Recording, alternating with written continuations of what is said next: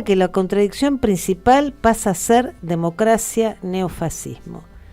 Para hablar de esto y repensar la realidad en la que estamos inmersos, nos acompaña hoy un invitado muy querido, muy especial, Eduardo Josami, abogado, profesor universitario, periodista y escritor, expreso político, militante político y por los derechos humanos y actual director nacional de los derechos humanos y del derecho internacional humanitario de la Secretaría de Estrategia y Asuntos Militares del Ministerio de Defensa, un título extenso para una tarea igualmente extensa o intensa, ¿no? Bienvenido, querido Eduardo, gracias por estar acá con nosotros en Ahora y Siempre. Bueno, muchas gracias por la invitación. Un gusto saludarte y que estés acá, Eduardo. Muchas gracias. Para mí también. Bueno, como decíamos, queríamos hablar con vos porque estás en un ministerio que a fines de abril estuvo ahí en primer plano a raíz de un discurso que nos retrotrae a lo peor de nuestro pasado reciente. ¿Cómo podemos contextualizar estas declaraciones, esta irrupción, podemos decir, de Rodrigo Alejandro Zuluaga, que se despachó con esta reivindicación de sus camaradas presos por delitos de lesa humanidad?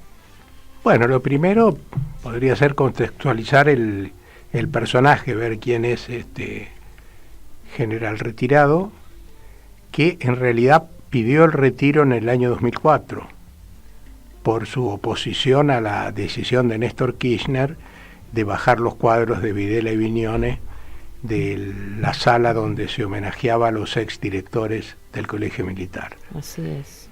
Y bueno, eso ya pinta que es un hombre que no solo acompañó, digamos, esta política antipopular, sino que de algún modo estuvo dispuesto a sacrificar su carrera en función de eso, ¿no? Era evidente que iba a ser sancionado en ese momento, sin embargo, demuestra un convencimiento importante.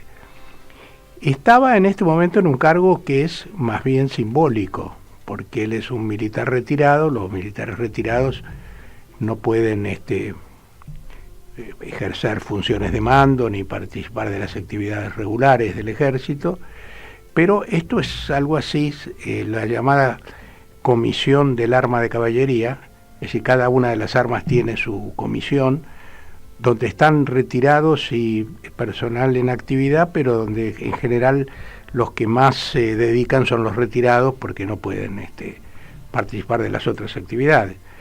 Y estas actividades son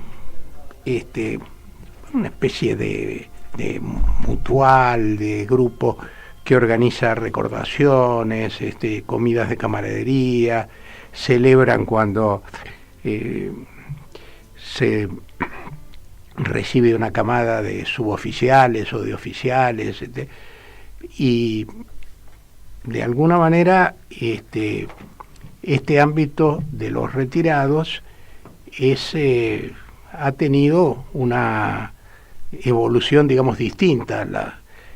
Vos ves que, para ser sincero, uno no tiene una idea totalmente clara de qué pueden pensar hoy los oficiales en actividad. Eso te íbamos a preguntar también. Pero lo menos que hay que reconocer es que tienen una actitud diferente. Los retirados, hasta en su semblante, cuando uno se los cruza, que no es muy frecuente eso, pero nos miran a los que tenemos antecedentes en la militancia, o como en mi caso estuvimos presos, además nos miran nos siguen mirando como enemigos, ¿no?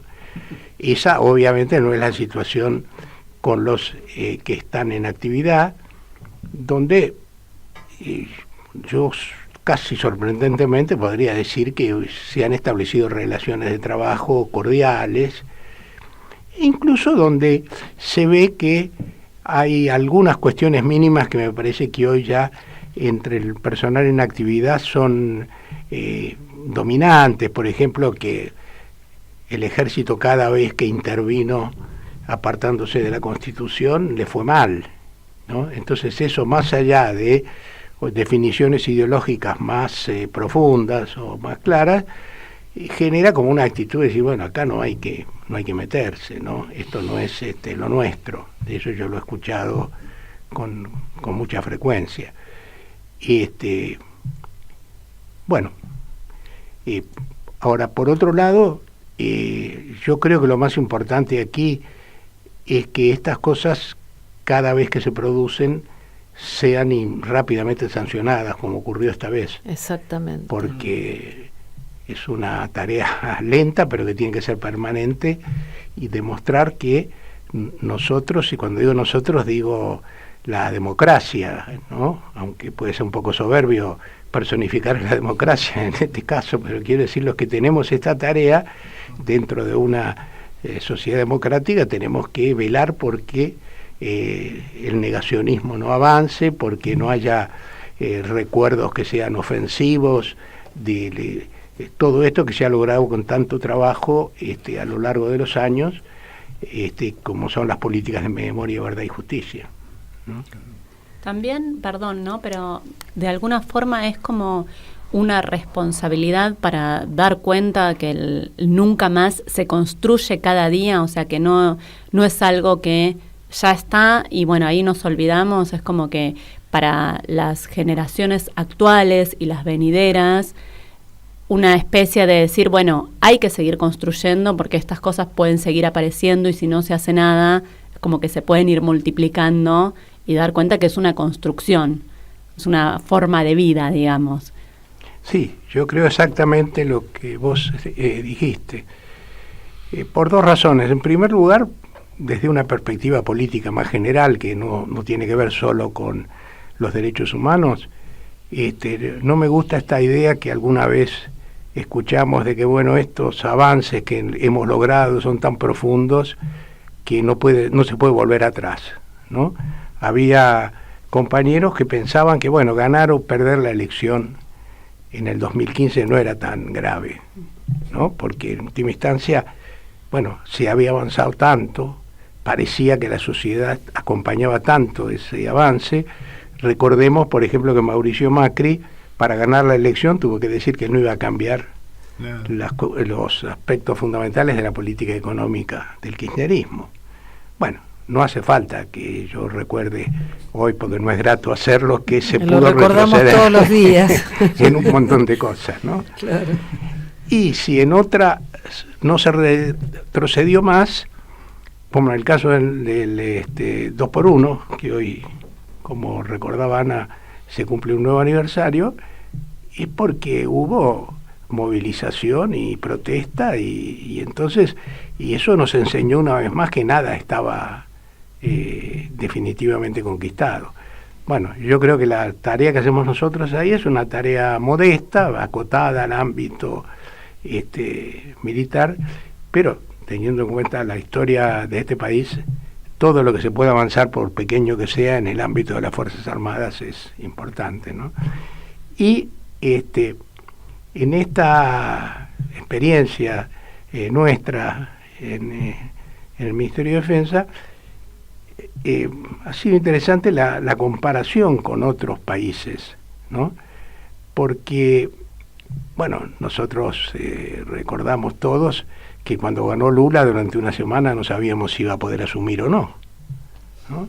Y lo que ha pasado en otros países de América Latina, donde ha habido intervenciones, en unos casos golpes militares y en otros casos igual intervenciones muy importantes en la vida política por parte de las Fuerzas Armadas.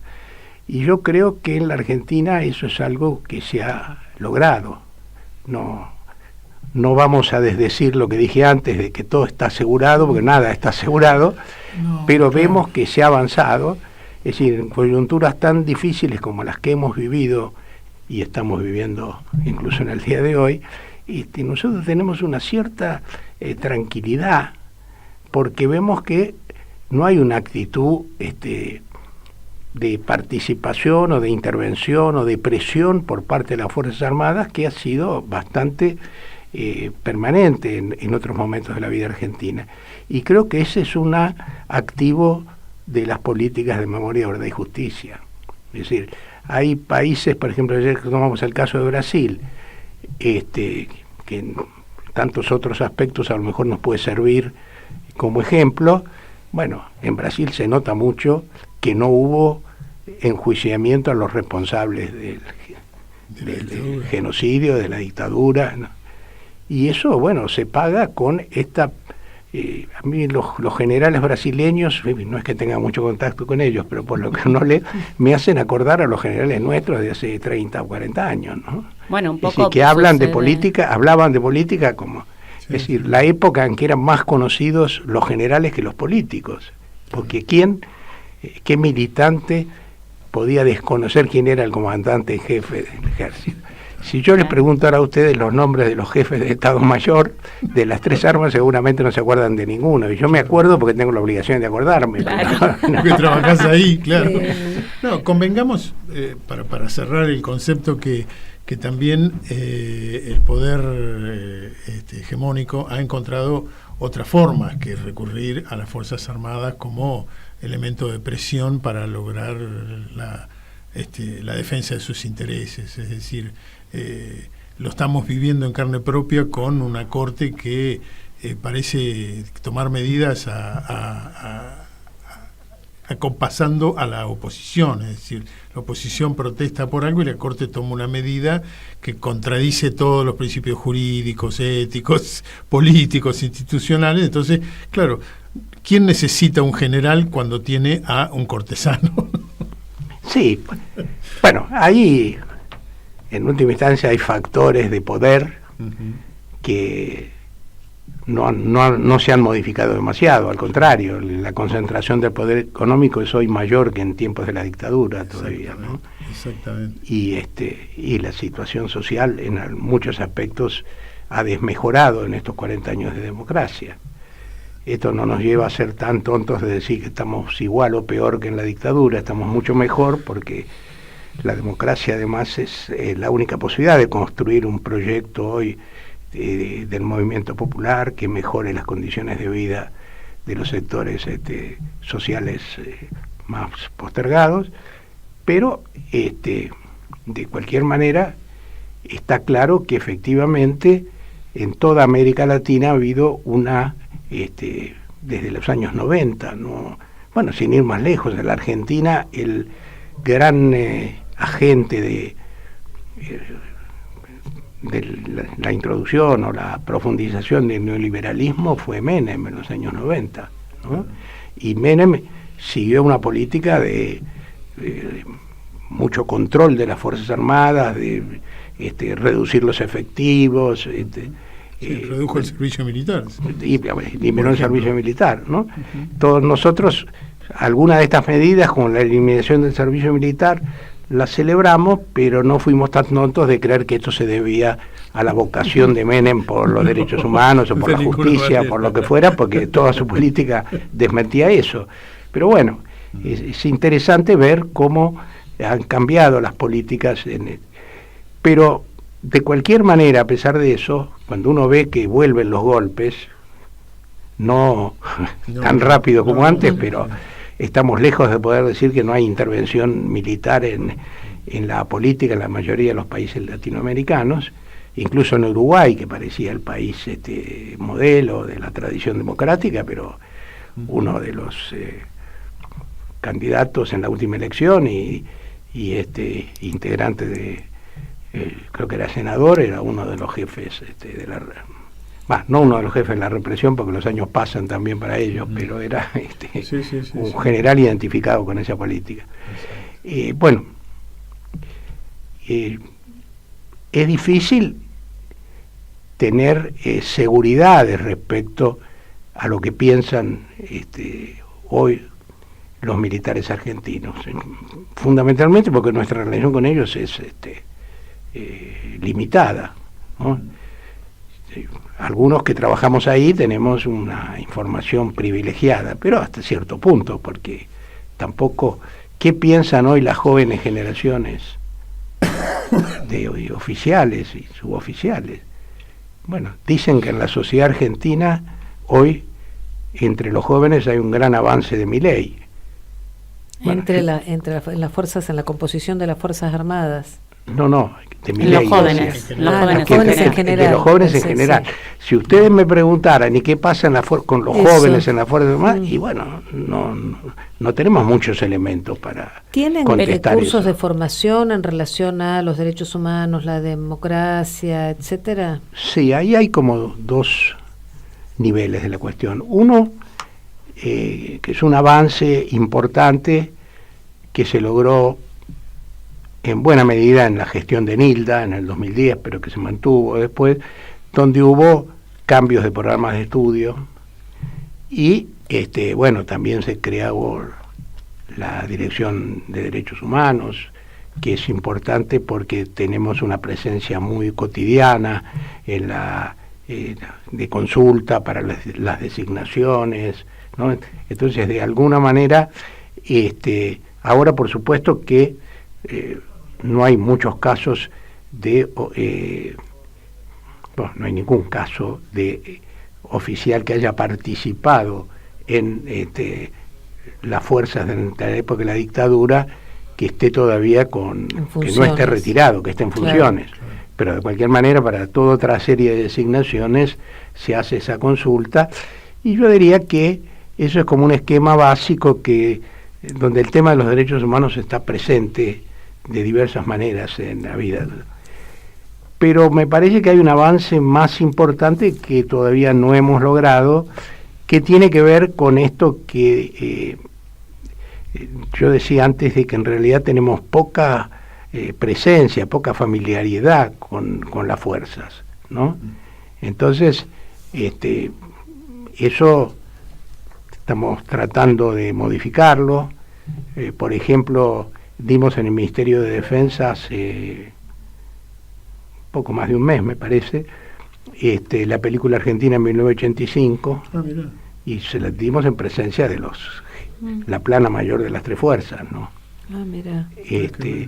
Y ahora en las próximas semanas está previsto hacer eso mismo en las escuelas militares, es decir, en las 3 escuelas de formación. Los institutos, claro. Y bueno, eso también, no quiero hacer propaganda de nuestra gestión, porque las cosas que todavía no pudimos hacer seguramente son más importantes que las que hemos hecho, pero se le rindió un homenaje el 24 de marzo del año pasado al mayor Alberte. Claro. Recordemos para los oyentes, un militar que había sido decán de Perón, que fue uno de los primeras víctimas del golpe, pues lo mataron en la madrugada del 24 de marzo, día, lo tiraron por la ventana de su departamento, ¿no? Sí.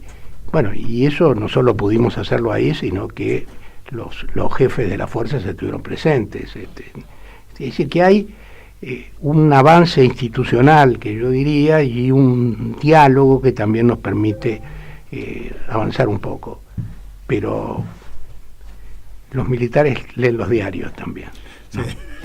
Sí, pero quiero simplemente destacar eso que decía Eduardo, que para mí es fundamental, que sucedió en Argentina y que no sucedió ni en Chile, ni en Paraguay, ni en Brasil, que es la justicia, ¿no? O sea, eso sí me parece fundamental, porque a partir de ahí, o sea, que no queden impunes esos actos, se pueden hacer todo el resto de las construcciones que nos estaba comentando. Efectivamente, vamos a retomar justamente cómo Argentina ha sido vanguardia en materia de memoria, verdad y justicia. Después de la pausa, estamos conversando con Eduardo Josami, director de Derechos Humanos del Ministerio de Defensa. Hoy tenemos prácticamente el 80% de los represores con,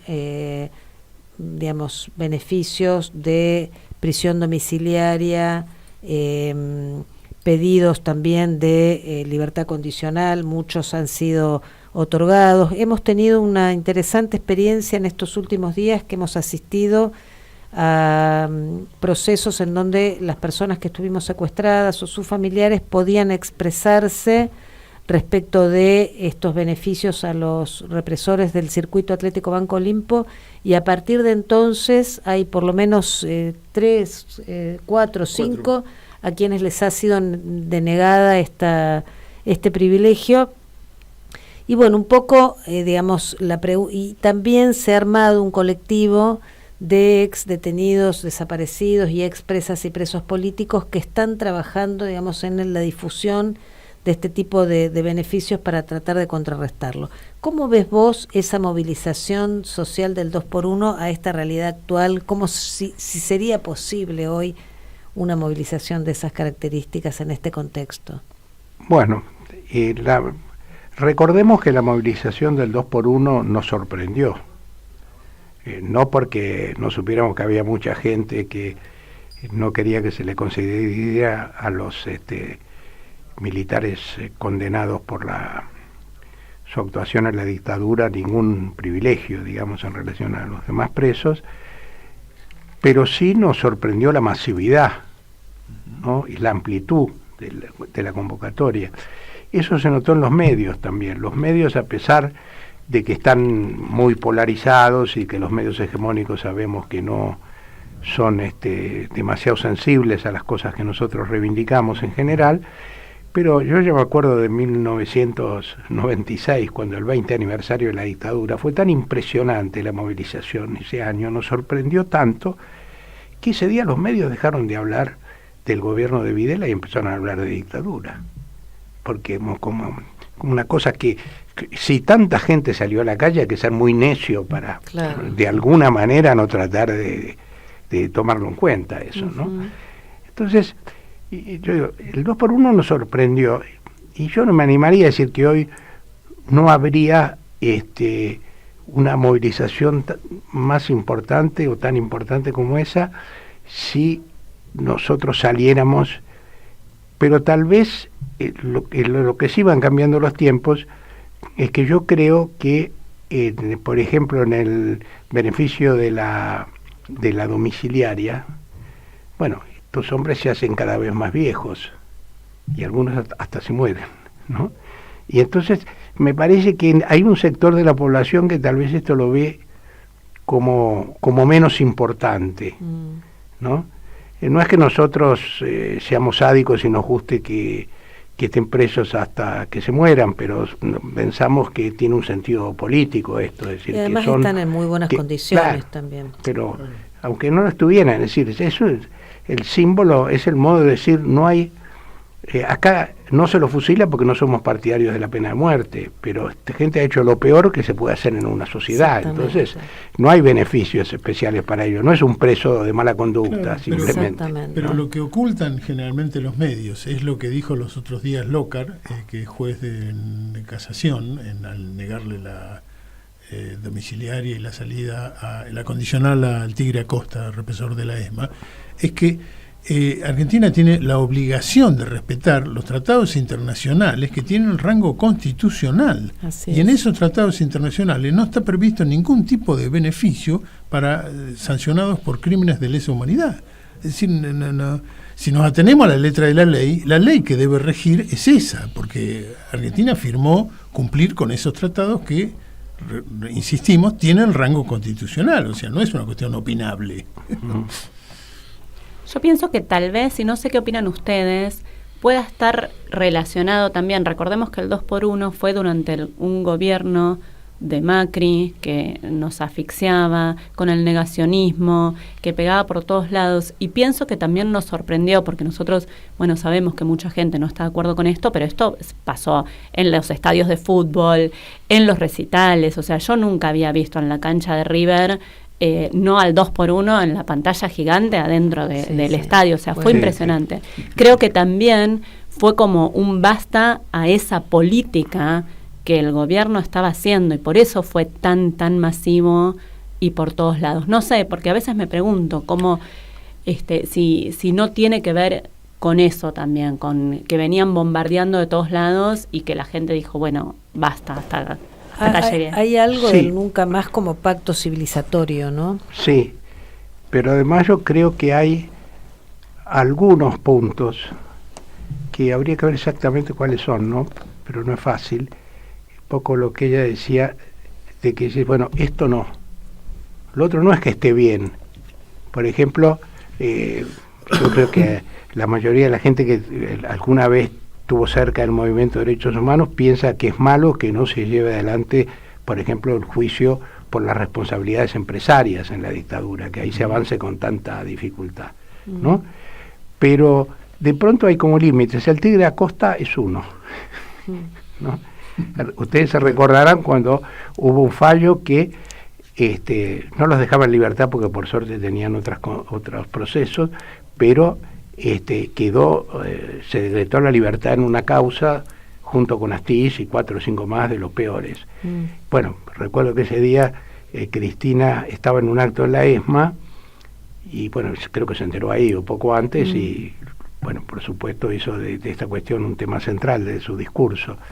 Y bueno, si eso se hubiera llevado adelante, todos teníamos idea que iba a haber una movilización impresionante en la ciudad, ¿no?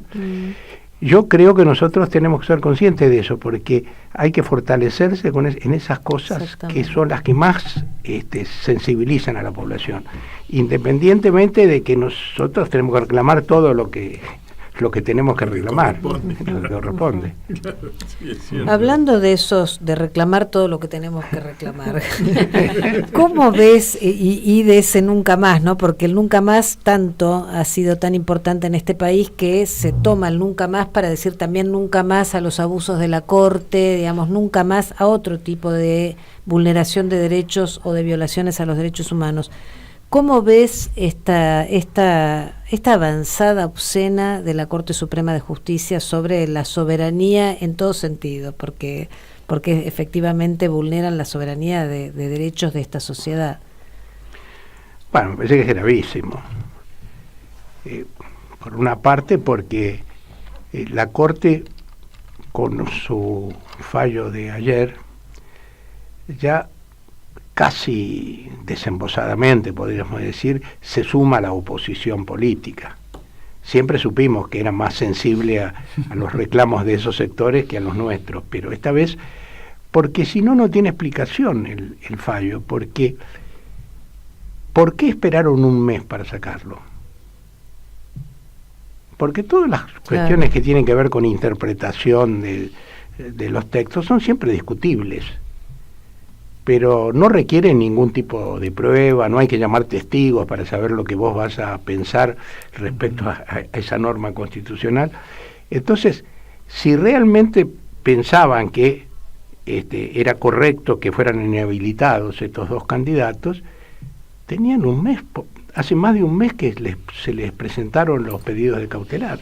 Sí, entonces nosotros no hubiéramos podido decir, suponete si esto hubiera salido el día 15 de abril, está bien, seguramente hubiera habido muchas protestas, pero no es que faltaban 3 días para las elecciones.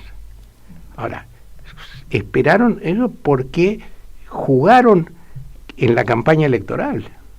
Y si hicieron, es como si un partido hubiera dicho, no, mejor que ahora esperemos hasta cerca de la elección para hacer un acto más importante, porque eso va a pesar más en el ánimo de los votantes. Entonces ellos quisieron que las elecciones del domingo próximo, bueno, que no participara, que no se hicieran precisamente en las dos provincias donde había prácticamente seguridad de que iba a ganar el peronismo, porque venía ganando desde hace años. Bueno, en Tucumán, desde que uno tiene memoria de que existe la provincia, pero en San Juan también. Entonces me parece que esto ya no puede quedar mucha gente que, más allá de sus simpatías políticas, no piense que, bueno, que esto no es muy elegante. Ya no es muy elegante que una corte de 7 quede reducida a 4 y que se reúna con 3. Sí, que ¿no? alcance con eso, nada más. Entonces, creo que ahí también me parece que nosotros tenemos que hacernos fuertes tratando de llegar más allá de nuestra propia fuerza política.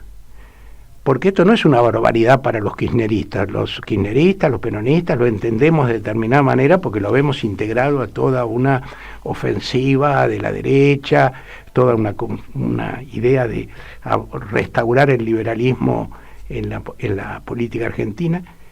Pero esto es indefendible por cualquier persona. Para la sociedad en su conjunto. En su conjunto. Exactamente. ¿No? Eduardo, te agradecemos mucho, te vamos a invitar a que escuches esta parte que sigue.